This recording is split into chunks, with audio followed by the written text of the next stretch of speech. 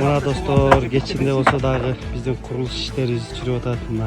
Benim Hakkilek Bayke dostum gelip bunlar 1 metrelik septik yüzüge taşıp duratıyoruz. Taşka iyi koyun koyuyoruz. Kapat. Nemede yetim süreç alıp Şapka çayın kaldırdık. Şapka çayın kaldırdık. Da taşka koşak dağı keleçeği köp çılgı açıday.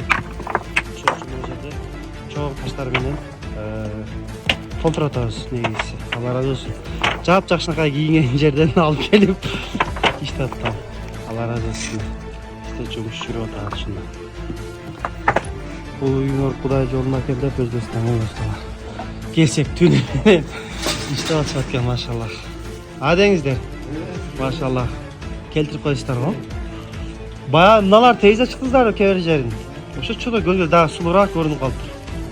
Иш катуу жүрүп атат.